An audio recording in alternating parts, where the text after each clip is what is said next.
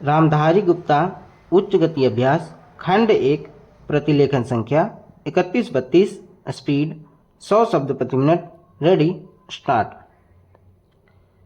अध्यक्ष महोदय, सबसे पहले मैं अपने माननीय कार्यकारी पार्षद महोदय का, जिन्होंने बजट भाषण दिया है और अपनी नीतियों की घोषणा की है, उसके बारे में उनको हृदय से बधाई देना चाहती हूँ।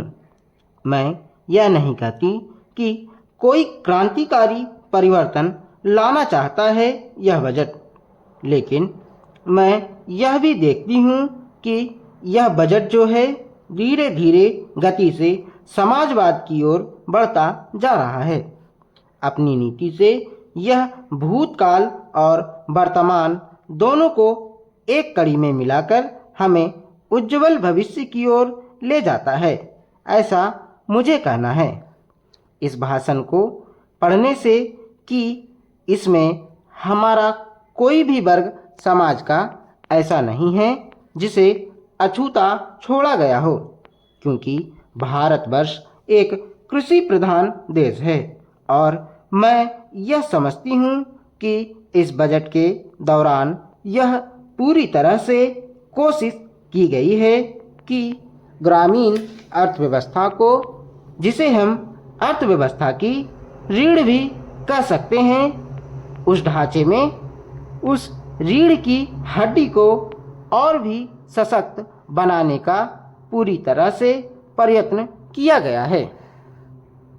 हमारे ग्रामीण भाइयों के लिए जो कोशिश की गई है इस बजट के अंतर्गत, वह है उनको सिंचाई के लिए कुएं, गांवों में उनके लिए पक्की सड़कें, जिससे उनके खेत और घर दिल्ली के साथ जोड़ने की कोशिश की गई है।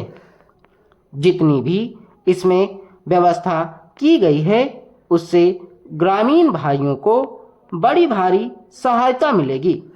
उसके अतिरिक्त ग्रामोद्योग के द्वारा जो रोजगारी का प्रबंध किया गया है उससे भी ग्रामीण अर्थव्यवस्था को एक बहुत बड़ी सहायता मिलेगी। मैं इनका ध्यान इस ओर दिलाना चाहती हूँ कि जहाँ तक शिक्षा का संबंध है, इस बजट में कोई विशेष प्रावधान नहीं किया गया है। मैं यह नहीं कहती कि शिक्षा के दौरान ज़्यादा स्कूल न खोले जाएं, पर हमारी यह नीति होनी चाहिए कि भले ही स्कूल थोड़े खोले जाएं, पर सबसे बड़ी आवश्यकता इस बात की है कि शिक्षा की नीति में परिवर्तन की ज़्यादा आवश्यकता है, क्योंकि हम प्रजातंत्र में रहते हैं। प्रजातंत्र को अगर हमें सफल बनाना है तो सबसे पहले हमें ऐसे नागरिक चाहिए जिन्हें अपने अधिकारों और अपने कर्तव्यों का भाली भांति ज्ञान हो।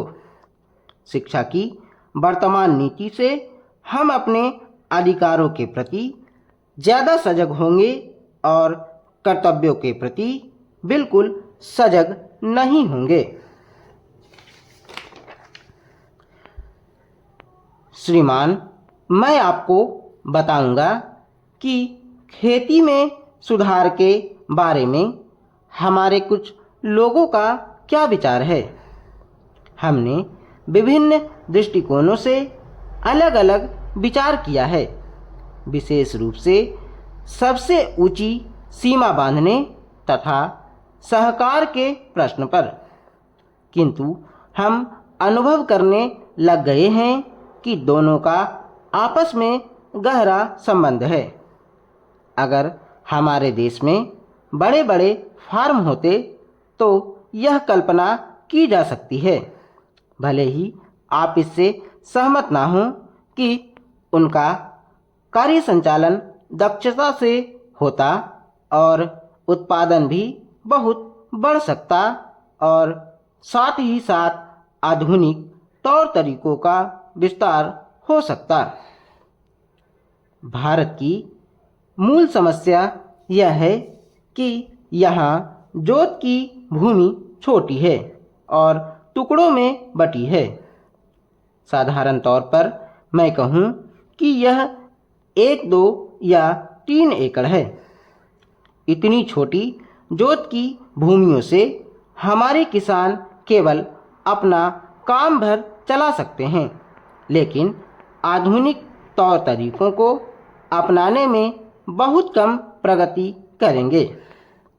अब सबसे ऊंची सीमा बांध देने से ऐसा भी हो सकता है कि कुछ एक जो बड़े फार्म हैं उनमें काट छाट हो, जो कि प्रयोजन भी है।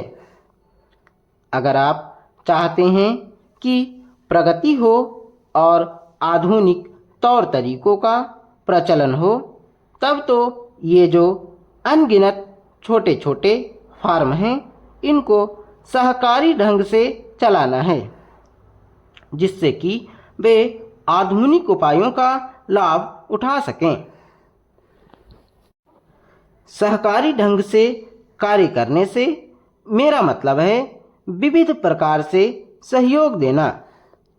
हम सोचते हैं कि पहला कदम सहकार होना चाहिए और ऋण के अलावा अन्य कई प्रकार से भी सहायता की जा सकती है, जैसे वस्तुओं को खरीदना और बेचना, बीज, खाद तथा इसी प्रकार की वस्तुओं को दिलाना। दूसरा कदम है धीरे धीरे बीच वाले आदमी को हटा देना। फिर दूसरी स्थिति आती है जिसको मिलजुल कर खेती करना कहते हैं, यद्यपि उसमें भूमि पर अधिकार बना रहता है। इस प्रकार का हमारा दृष्टिकोण है, जिससे अधिक सीमा की समस्या को सहकारों से अधिक जोड़ा जा सके, नहीं तो उत्पादन गिर जाने का भय है। यह एक जटिल समस्या है जिस पर मनन हो रहा है। सहकार से मेरा मतलब एक गांव के सहकार से है और ज़्यादा से ज़्यादा 2-3 गांव का सहकार भी हो सकता है, यदि वे निकट से संबंधित हैं, लेकिन हमारी सरकार इनकी भरपूर सहायता करेगी।